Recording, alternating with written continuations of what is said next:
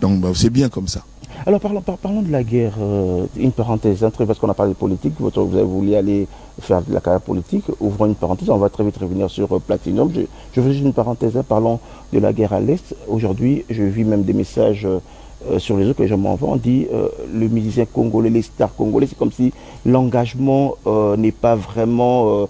c'est comme si on ne sent pas que vous voulez aussi combattre avec votre musique.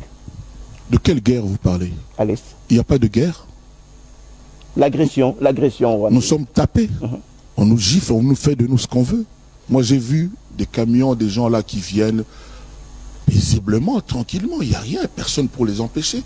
Et puis là, hier, j'ai vu que non, parce que dans la moto, pour qu'il y ait un front. J'ai eu des larmes. Il n'y a pas de guerre. C'est-à-dire on nous traite comme des enfants. Mais justement, vous, avec votre musique, vous allez partout au monde, vous faites des concerts partout. C'est comme si vous ne portez pas ces messages que... D'abord, j'ai remarqué qu'on a changé de ministre de la Défense. Moi, je me suis dit, ah, c'est peut-être une sanction.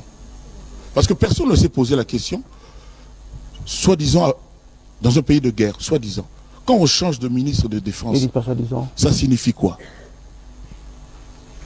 Ça signifie quoi? Il faut quand même que nous rappelions que nous sommes des gens intelligents, que nous sommes debout, nous sommes des vrais hommes et femmes.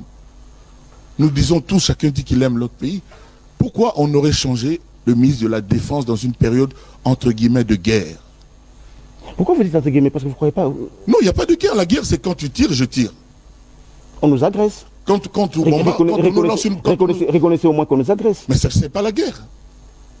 L'Ukraine est en guerre. Parce que les gens là, de l'Ukraine, Zelensky, il se débrouille, tout ça là, ils lancent quand même aussi des bombes, tout ça, ils ont des avions, et on le voit. Nous, on voit quoi? Quand on a vu, là, 2-3 jours là, que soi-disant des gens qui rentrent dans ces villes là, je ne retiens plus les noms, quoi. Je ne retiens plus du tout les noms. Mais non, la question qu'au fur et à mesure. Quand ces gens-là viennent, ils rentrent chez nous impunément et les habitants filment. Ils ne sont pas en guerre. Ma question maintenant. Parce qu'après avoir filmé, ils vont aller au marché et tout ça, mais on est occupé. On nous prend notre pays. On nous prend, c'est-à-dire, n'a pas été comme on dit. Mais justement, vous savez, tout à l'heure, je regardais l'émission et j'ai vu les plaintes des gens. Parce qu'aujourd'hui, il n'y a que des plaintes.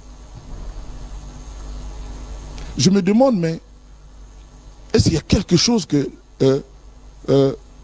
ne se sait pas, que ces gens-là ne savent pas? Quand ces mamans se plaignent, quand ils disent ce qu'elles disent, ces mamans et ces femmes, est-ce qu'il y a quelqu'un pour les écouter aujourd'hui?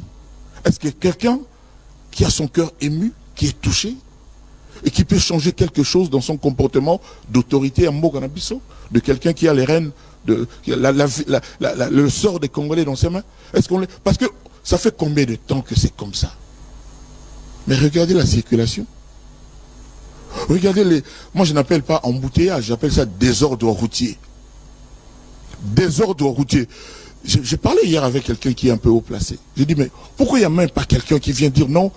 Désormais, ceux qui ont saliboé, ceux qui ont mati la moto sans casque, ceux qui ont mati batumine, ceux qui ont catiste n'importe comment, au salaire. Pourquoi, à défaut,